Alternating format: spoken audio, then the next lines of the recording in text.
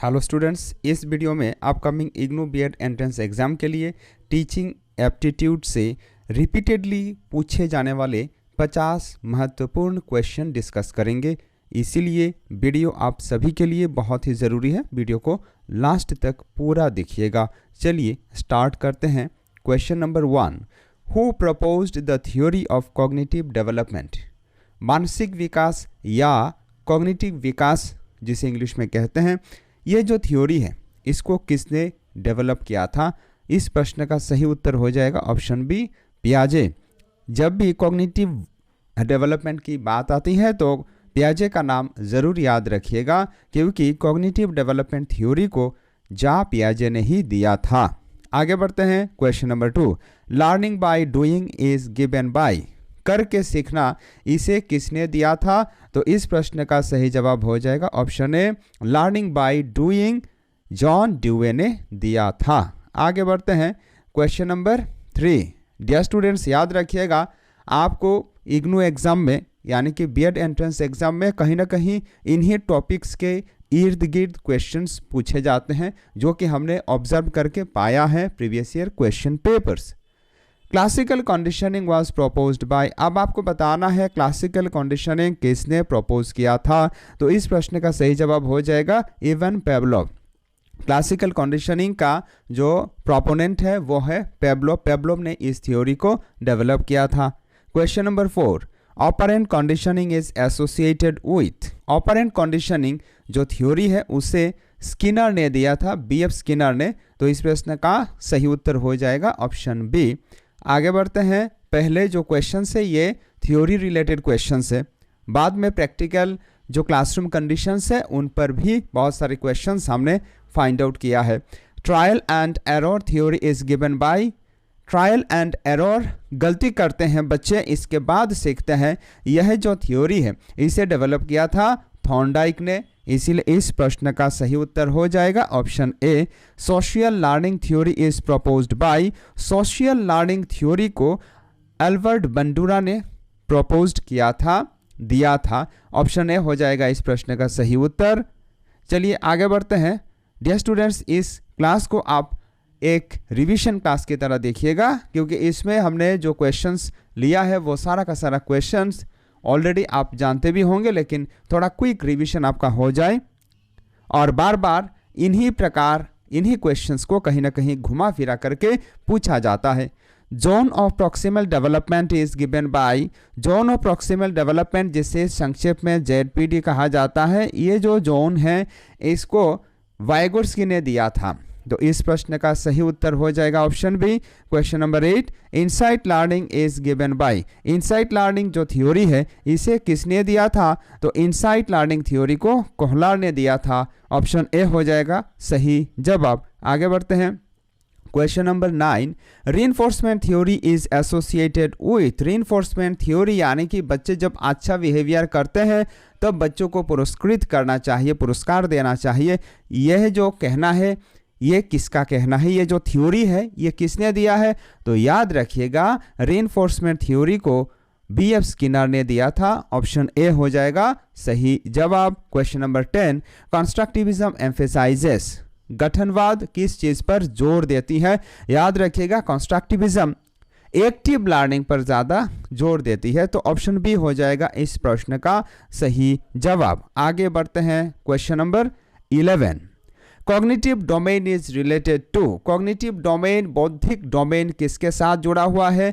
यहाँ बुद्धि कहीं ना कहीं जुड़ा हुआ है, शामिल है। तो कॉग्निटिव डोमेन नॉलेज ज्ञान के साथ जुड़ा हुआ है, क्योंकि नॉलेज मतलब हम जो इंफॉर्मेशंस अपना दिमाग में रखते हैं, ख्याल रखते हैं, कहीं ना कहीं स्मृति के साथ जुड़ा हुआ है। तो बी हो जाएगा इस प्रश्न का सही जवाब। Question number 12, affective domain deals with? Affective domain emotions के साथ जुड़ा हुआ है। हम किस प्रकार प्रैक्टिकल सिचुएशंस को, दुख को, दर्द को हैंडल करते हैं, इस चीज़ के साथ अफेक्टिव डोमेन जुड़ा हुआ है। अफेक्टिव डोमेन ना तो नॉलेज के साथ जुड़ा हुआ है, ना मेमोरी के साथ जुड़ा हुआ है, ना स्किल के साथ जुड़ा हुआ है, याद रखिएगा।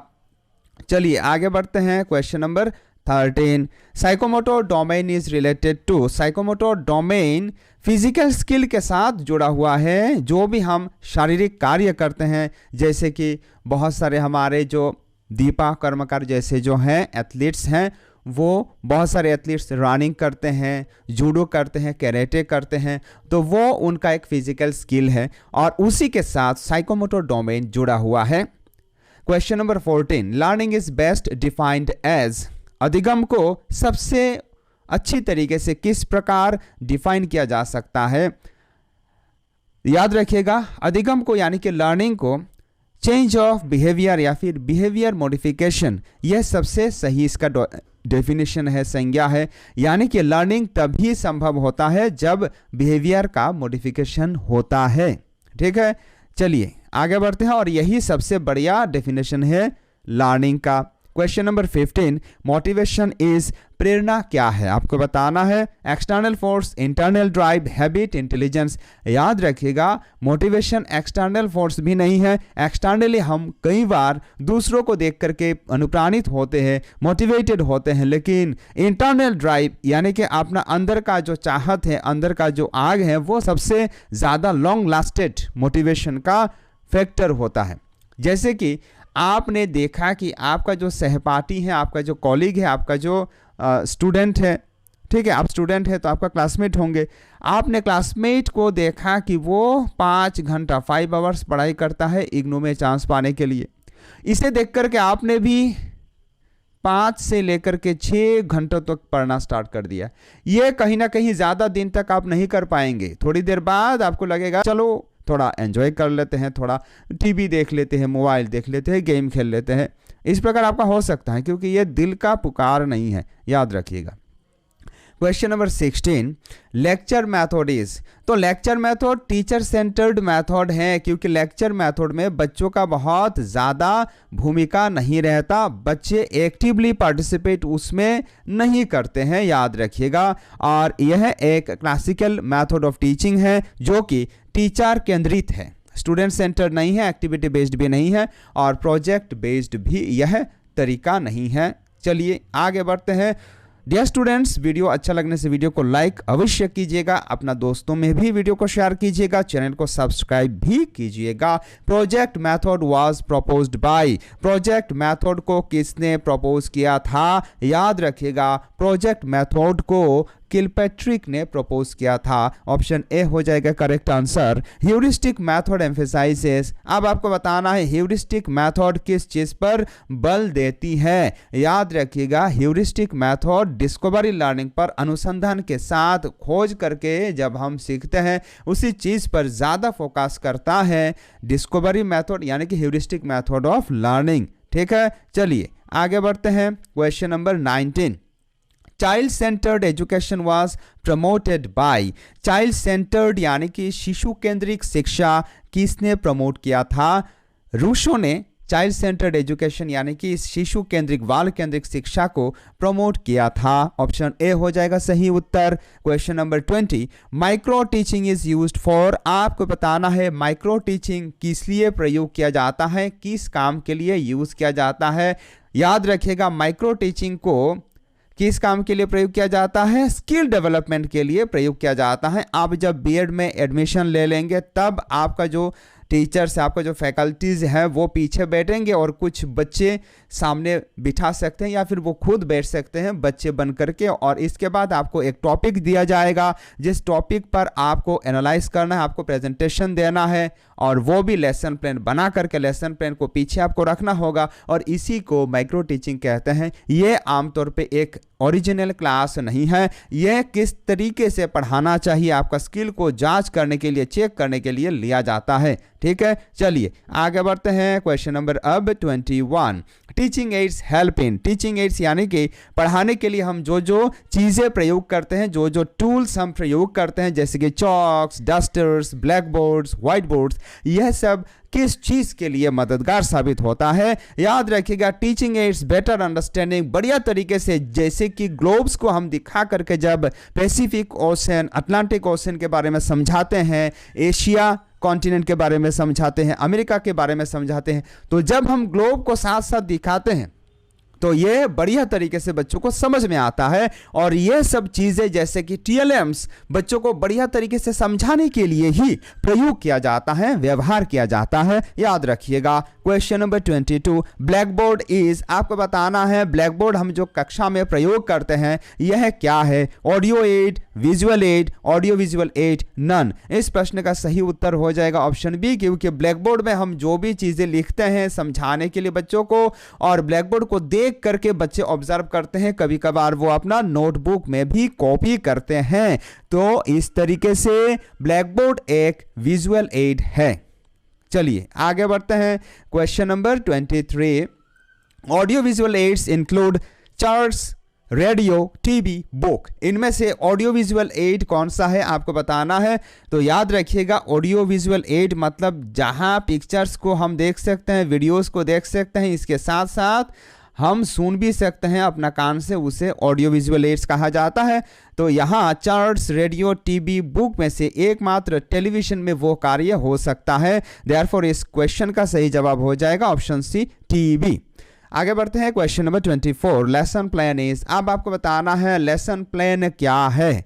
तो लेसन प्लान टीचर गाइड है। हम कोई भी एक टॉपिक को पढ़ाने के लिए लेसन प्लान जो निर्माण करते हैं, जो बनाते हैं, वो किस कार्य के लिए बनाते हैं? हम जब जा करके प्रेजेंटेशन देंगे, बच्चों को समझाएंगे जिस टॉपिक हमें दिया गया है, जिस लेसन को पढ़ाना है, उस लेसन को किस तरीके से पढ़ाएंगे, पहले हम क्या क्या डिस्कस करेंगे, इसके बाद में हमें क्या करना चाहिए, लर्निंग आउटकम यहाँ से बच्चों को क्या प्राप्त होगा, क्वेश्चन हमें क्या पूछना है, वो सारा का सारा दारोमदार कहां छिपा रहता है? लेसन प्लान में छिपा रहता है। तो लेसन प्लान बनाया जाता है शिक्षकों को गाइड देने के लिए, दिशा निर्देश देने के लिए, हालांकि वो हम खुद ही बनाते हैं। चलिए आगे बढ़ते हैं। क्वेश्चन नंबर 25, इवैल्यूएशन इज, मूल्यांकन क्या है अब आपको बताना है। तो मूल्यांकन किस काम के लिए करते हैं? हम बच्चों को जजमेंट देने के लिए करते हैं। बच्चों का जो कार्य है उसको हम देखते हैं और देखने के बाद हम उसे मेजर करते हैं और मेजर करके एक जजमेंट देते हैं कि उनको इतना ग्रेड प्राप्त करना चाहिए, इतना नंबर प्राप्त करना चाहिए। और वही काम के लिए हम जजमेंट करने के लिए कहीं ना कहीं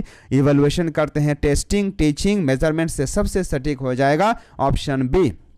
क्वेश्चन नंबर अब 26, फॉर्मेटिव इवैल्यूएशन। देखिए दो प्रकार का इवैल्यूएशन होता है। ये जो इवैल्यूएशन है ये प्राइमरीली 2 टाइप का है। एक है फॉर्मेटिव इवैल्यूएशन और एक है समेटिव इवैल्यूएशन, जो कंटिन्यूअसली किया जाता है और जो किया जाता है बच्चों का जो समस्या है, जो तकलीफ है, उसको फाइंड आउट करने के लिए किया जाता है। हर रोज क्लास में किया जा सकता है। इसे फॉर्मेटिव इवैल्यूएशन कहते हैं। 2 महीना बाद, 3 महीना बाद, 2 यूनिट खत्म होने के बाद जो टेस्ट लिया जाता है उसे समेटिव इवैल्यूएशन कहते हैं। ठीक है, तो फॉर्मेटिव इवैल्यूएशन क्या है? फॉर्मेटिव इवैल्यूएशन लगातार चलता रहता है, यह कॉन्टिन्यूअस है। देयरफॉर इस प्रश्न का सही उत्तर हो जाएगा ऑप्शन ए। चलिए आगे बढ़ते हैं। Question number 27, summative evaluation is, अब आपको बताना है समेटिव इवैल्यूएशन क्या है। याद रखिएगा समेटिव इवैल्यूएशन फाइनल एग्जाम्स को कहा जाता है, फाइनल इवैल्यूएशन को कहा जाता है, जिस इवैल्यूएशन 3 महीना, 6 महीना, साल भर के बाद होता है और उसमें एक परिपूर्ण परिणाम प्राप्त करने के लिए बच्चे एपीआर करते हैं। Question number 28, diagnostic evaluation is used for, diagnostic evaluation को यूज किया जाता है बच्चों का जो वीक इलाका है, जो कमजोर कड़ियां हैं, कमजोर क्षेत्र हैं, उन्हें फाइंड आउट करने के लिए, उनका आइडेंटिफिकेशन करने के लिए डायग्नोस्टिक इवैल्यूएशन किया जाता है। Therefore option A is the correct answer. चलिए आगे बढ़ते हैं। Question number 29, inclusive education means, आपको बताना है इंक्लूसिव एजुकेशन यानी कि समावेशी शिक्षा का मतलब क्या है। याद रखिएगा समावेशी शिक्षा का मतलब है जहां नॉर्मल चाइल्ड जाकर के पढ़ेगा, इसके साथ साथ जो स्पेशल चाइल्ड है वो भी जाकर के पढ़ेंगे। और इसे क्या कहा जाता है? इसे कहा जाता है समावेशी यानी कि इंक्लूसिव एजुकेशन, यानी कि ऑल चिल्ड्रेन टुगेदर, जहां हर वर्ग के बच्चों को एक साथ सम्मिलित करके पढ़ाया जाता है, पाठदान किया जाता है, अधिगम करवाने का प्रयत्न किया जाता है, उसे इंक्लूसिव एजुकेशन कहा जाता है। देयरफॉर ऑप्शन बी हो जाएगा इस प्रश्न का सटीक उत्तर। Question number 30, classroom management includes, कक्ष में एक शिक्षक होने के नाते हम जब प्रवेश करते हैं तो बच्चों का जो भी एक्टिविटीज़ है उनको हम गाइड करते हैं, उनको हम कहीं ना कहीं मैनेज करते हैं। तो इसमें क्या क्या शामिल है? ऑप्शन है डिसिप्लिन, अवश्य ही क्लासरूम मैनेजमेंट में डिसिप्लिन शामिल है। बच्चे क्या करेंगे, किसके बाद क्या करेंगे, पहले क्या करेंगे, बाद में क्या करेंगे, वो सारा का सारा चीज़ हमें मैनेज करना पड़ता है सुचारू रूप से, जो कि डिसिप्लिन में आता है। टीचिंग वो तो 100% हम जा कर के ही क्या करते हैं, टीचिंग करते हैं। हम जो भी प्लान बना करके जाते हैं लेसन प्लान के मुताबिक जा करके बच्चों को पाठदान करते हैं। प्लानिंग ये भी इम्पोर्टेंट है, हम प्लान करके जाते हैं, परिकल्पना के साथ हम जाते हैं, क्या पढ़ाएंगे आज, हमें क्या क्या समझाना है, कैसे समझाना है। इसीलिए इस प्रश्न का सटीक उत्तर हो जाएगा option D, all of this. ठीक है, चलिए आगे बढ़ते हैं। क्वेश्चन नंबर अब 31। School is an agent of, आपको बताना है विद्यालय किस चीज का एजेंट है, सोशलाइजेशन, आइसोलेशन, कंपटीशन, कॉन्फ्लिक्ट। देखो विद्यालय ना तो आइसोलेशन यानी कि अलग थलग करने का माध्यम है, एक एजेंट है, ना तो कंपटीशन करने का एजेंट है, ना तो कॉन्फ्लिक्ट यानी कि झगड़ा करने का एक एजेंट है। विद्यालय होता है सामाजिकीकरण का एजेंट। देयरफॉर ऑप्शन ए हो जाएगा इस प्रश्न का सटीक उत्तर।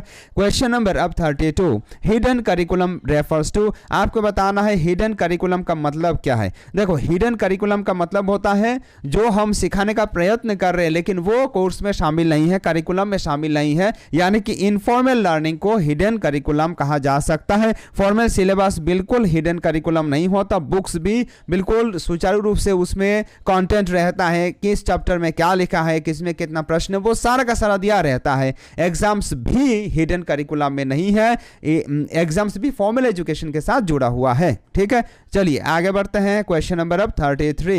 नेशनल करिकुलम फ्रेमवर्क जिसे एनसीएफ कहा जाता है फोकसेस ऑन, यानी कि एनसीएफ किस चीज पर फोकस करता है। रूट लर्निंग, बिल्कुल एनसीएफ रूट लर्निंग पर फोकस नहीं करता। Child centred learning, yes NCF बाल केंद्रिक शिशु केंद्रिक शिक्षा व्यवस्था पर फोकस करता है।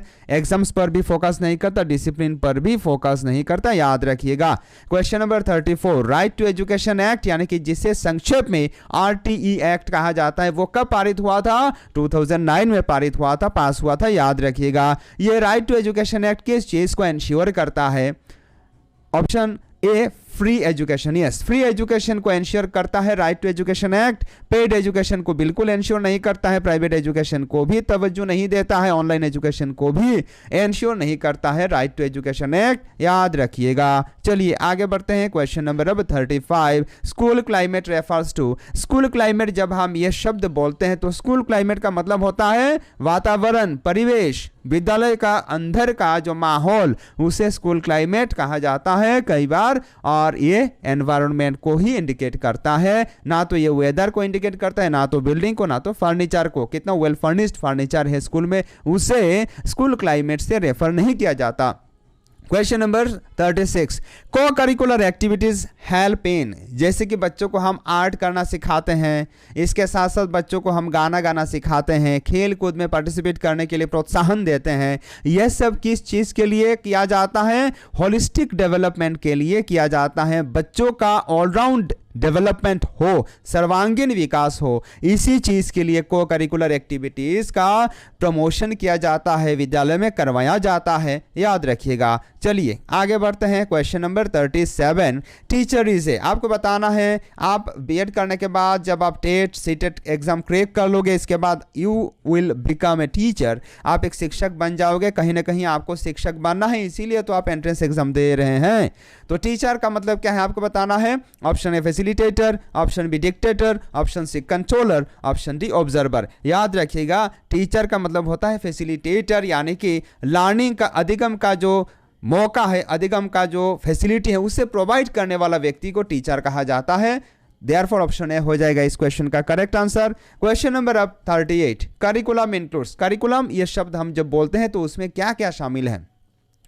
ऑप्शन है सिलेबस ओनली, देखो सिर्फ और सिर्फ सिलेबस को हम करिकुलम नहीं कहते, याद रखिएगा। ऑप्शन बी एक्टिविटीज ओनली, और सिर्फ जो कार्य किया जाएगा, एक्टिविटीज दिया जाएगा बच्चों को, उसे करिकुलम नहीं कहते। टोटल एक्सपीरियंसेस को, बच्चों का जो ओवरऑल सारा का सारा विषय मिला करके जो अनुभव बच्चे प्राप्त करते हैं, उसे करिकुलम कहा जाता है। देयरफॉर इस प्रश्न का सटीक उत्तर हो जाएगा ऑप्शन सी। और ऑप्शन डी में है एग्जाम्स ओनली। देखो जब पॉजिटिव क्वेश्चन रहेगा, याद रखिएगा, ओनली वाला जो ऑप्शन है इनको आप नकार दीजिएगा, फटाक से काट दीजिएगा। और जब नेगेटिव क्वेश्चन रहेगा, यानी कि जो नकारात्मक चीज है उसको जब क्वेश्चन में पूछा जाएगा, तब आप ओनली वाला ऑप्शन को सही दे सकते हैं, याद रखिएगा। चलिए आगे बढ़ते हैं। Question number 39। गाइडेंस मीन्स हम जो बच्चों को गाइड करते हैं, इसका मतलब क्या है? Option A direction, option B punishment, ये तो पनिशमेंट बिल्कुल नहीं होता, option C teaching, option D evaluation, evaluation को गाइडेंस नहीं कहते। अब ए और सी ऑप्शन बचता है, डायरेक्शन, टीचिंग। यहाँ गाइडेंस का मतलब होता है दिशा निर्देश। हम जब डायरेक्ट करते हैं, आप ऐसा नहीं वैसा करो, जो बच्चा गणित में बहुत ही सक्षम नहीं है, सही तरीके से गाणितिक समस्याओं को समाधान करके नहीं ला पाता, तो उसको हम जब दिशा निर्देश करते हैं, उसको हम जब डायरेक्ट करते हैं, आपको यह करना चाहिए, आपको टेबल्स बहुत शानदार तरीके से कहीं ना कहीं रट्टा मारना चाहिए, ठीक है, क्योंकि इनको तो याद करना ही पड़ता है। तो वो चीज़ या फिर प्रैक्टिकल आपको ऐसे ऐसे करना है, लाइफ के साथ रिलेट करके पढ़ना है, ये जब हम समझाएंगे उसे डायरेक्शन बोलते हैं। ये टीचिंग भी नहीं है, तो सबसे अप्रोप्रिएट यहाँ डायरेक्शन हो जाएगा। Question number 40, counselling focuses on, counselling किस चीज़ पर फोकस करता है? काउंसलिंग का मतलब ही होता है कहीं ना कहीं आवेगिक संपर्क, आवेगिक सपोर्ट, इमोशनल सपोर्ट को ही काउंसलिंग कहा जाता है। जैसे कि आप जब बढ़िया रिजल्ट कर लोगे बीएड एंट्रेंस एग्जाम में, इसके बाद आप लोगों का काउंसलिंग होगा। काउंसलिंग में ऑनलाइन आपको सपोर्ट दिया जाएगा, मेंटली, ठीक है, इमोशनली आपको सपोर्ट दिया जाएगा, ठीक है। चलिए आगे बढ़ते हैं कि आपको एंट्रेंस एग्जाम क्रैक कर लिया है आपने, अब आपको आगे क्या करना है, आगे का पढ़ाव क्या है, वो सब समझाया जाता है, सपोर्ट दिया जाता है। अब आपको बताना है क्वेश्चन नंबर 41 में, डिसिप्लिन शुड बी, अनुशासन कैसा होना चाहिए? ऑप्शन ए स्ट्रिक्ट, बिल्कुल स्ट्रिक्ट नहीं होना चाहिए, थोड़ा बहुत लचीलापन होना अनिवार्य है। ऑप्शन बी प्यूनेटिव, यानी कि पनिश करना चाहिए, जो एक कार्य सही ढंग से करेगा नहीं उसको फटाक से हम पनिश करेंगे, सजा देंगे, दंड देंगे, ऐसा नहीं होना चाहिए। दंड ज़्यादा देने से इसका नकारात्मक प्रभाव ज़्यादा पड़ता है बच्चों पर। ऑप्शन सी पॉजिटिव, ये बिल्कुल सही बात है, क्योंकि डिसिप्लिन सकारात्मक होना चाहिए, पॉजिटिव होना चाहिए। ऑप्शन सी हो जाएगा सही जवाब। Question number 42, effective teaching requires, अगर हम प्रभावशाली तरीके से पढ़ाना चाहते हैं तो उसमें क्या क्या सम्मिलित है? ऑप्शन ए प्लानिंग, बिल्कुल प्रभावशाली तरीके से अगर आपको पढ़ाना है तो पहले आपको परिकल्पना करना पड़ेगा, प्लान करना पड़ेगा कि मुझे ऐसे ऐसे पढ़ाना है। ऑप्शन बी कम्युनिकेशन, आपको बच्चों के साथ वार्तालाप करना है, कम्युनिकेट करना है, तो यह भी एक इफेक्टिव टीचिंग का रिक्वायरमेंट हो गया। ऑप्शन सी मोटिवेशन, प्रेरणा, मोटिवेशन बहुत ज़रूरी है। जब तक बच्चे मोटिवेट नहीं होते, जब तक बच्चों को ये लगता नहीं कि हम कर सकते हैं, हमें करना है, तब तक बच्चे नहीं करते हैं। इसीलिए इस प्रश्न का सही उत्तर हो जाएगा ऑप्शन डी ऑल, ठीक है। चलिए आगे बढ़ते हैं। Question number 43, learning is influenced by, आपको बताना है अधिगम किसके द्वारा प्रभावित होता है? ऑप्शन ए एनवायरनमेंट, बिल्कुल लर्निंग वातावरण द्वारा प्रभावित होती है। ऑप्शन बी मोटिवेशन, ये भी बहुत ज़रूरी है, जो कि अभी अभी हमने पढ़ा है, मोटिवेशन अनुप्रेरणा भी बहुत ही ज़रूरी है। ऑप्शन सी इंटेलिजेंस, ये भी ज़रूरी है। इसलिए इस प्रश्न का भी सटीक उत्तर ऑप्शन डी ऑल हो जाएगा। क्वेश्चन नंबर अब 44, 44 नंबर प्रश्न, इंटेलिजेंस इज, आपको बताना है बुद्धिमत्ता मतलब क्या है? बुद्धिमत्ता क्या है? ऑप्शन है फिक्स्ड, बुद्धिमत्ता जो होता है क्या ये फिक्स्ड होता है? ये फिक्स्ड नहीं होता, इसको प्रैक्टिस करके मेहनत करके बढ़ाया जा सकता है, शार्प किया जा सकता है। ऑप्शन बी डायनामिक, बिल्कुल ये स्टैटिक नहीं रहता, ये डायनामिक है, इसको प्रैक्टिस करेंगे तो बढ़ेगा, कुछ नहीं करेंगे तो वैसा ही रहेगा। ऑप्शन सी मेजरेबल, कहीं ना कहीं इंटेलिजेंस जो है इसे इंटेलिजेंस टेस्ट द्वारा हम मेजर कर सकते हैं, जिसे पहली बार अल्फ्रेड बिनेट ने किया था, आईक्यू वाला जो बात है वो, तो इसे कहीं ना कहीं मेजर भी किया जा सकता है। देयरफॉर इस प्रश्न का सटीक उत्तर और एक बार ऑप्शन डी हो जाएगा, क्योंकि बी और सी यहाँ सही जवाब है। चलिए आगे बढ़ते हैं। क्वेश्चन नंबर 45, क्रिएटिविटी मीन्स, सृजनात्मकता का मतलब क्या है? ऑप्शन है मेमोराइजेशन, देखो मेमोराइजेशन मतलब सृजनात्मकता नहीं होता। न्यू आइडियाज, नई नई धारणाओं को जब हम दिमाग में प्रकट करते हैं तब इसे सृजनात्मकता कहा जाता है। देयरफॉर इस प्रश्न का सही उत्तर हो जाएगा ऑप्शन बी। रीडिंग को क्रिएटिविटी नहीं कहा जाता, राइटिंग को भी क्रिएटिविटी नहीं कहा जाता। क्वेश्चन नंबर अब 46, individual differences means, individual differences यह शब्द हम जब कहते हैं, ये बात हम जब कहते हैं व्यक्तिगत या फिर व्यक्तिक तारतम्य, व्यक्तिक जो एक एक व्यक्ति का जो डिफरेंस है ना उसी को बोला जाता है, क्योंकि हम दो व्यक्ति हो सकता है, दो जुड़वा भाई या बहन देखने में एक जैसा हो, लेकिन उनका सोच, उनका विचार, उनका बात करने का तरीका बिल्कुल अलग होगा। देख लीजिएगा, इसी को इंडिविजुअल डिफरेंस कहते हैं। तो इंडिविजुअल डिफरेंसेस हम जब कहते हैं, इसका मतलब है डिफरेंट एबिलिटीज, क्योंकि हर एक व्यक्ति का जो क्षमता है, एबिलिटी है, वो अलग अलग होता है और उसी चीज़ को इंडिविजुअल डिफरेंसेस से समझाया जाता है। ठीक है, चलिए आगे बढ़ते हैं। क्वेश्चन नंबर 47, टीचिंग इज, अब आपको बताना है टीचिंग एक क्या है, आर्ट कला है, साइंस विज्ञान है, ऑप्शन सी बोथ नन। तो इस प्रश्न का सही जवाब हो जाएगा ऑप्शन सी, क्योंकि टीचिंग एक आर्ट भी है और यह एक विज्ञान साइंस भी है, ये दोनों है इसीलिए। ठीक है, question number 48, learning without understanding is, हम जब अधिगम करते हैं, सीख तो लेते हैं लेकिन हमें समझ में नहीं आता, ना समझ करके जो सीखना उसे कहा जाता है रट्टा मारना, रोट लर्निंग। मीनिंगफुल तो बिल्कुल नहीं होता, इनसाइट भी नहीं है, क्रिएटिव भी नहीं है, ये रोट लर्निंग, रट्टा मारना यानी कि क्रेमिंग करना, जिसे बार बार हम पढ़ करके याद रखने का प्रयास करते हैं, वही होता है ना समझ करके सीखना। ठीक है, चलिए आगे बढ़ते हैं। Question number 49, motivation increases, Anuprerna या फिर प्रेरणा कब इंक्रीज होता है, बढ़ता है? ऑप्शन है लर्निंग, लर्निंग के साथ साथ मोटिवेशन इंक्रीज होता है, यह बात सही है। जब हम एक मैथमेटिकल प्रॉब्लम को सॉल्व कर लेते हैं तो और एक मैथमेटिकल प्रॉब्लम का सलूशन निकालने का हमारा मन करता है, मन में आता है चलो और एक करके देखते हैं।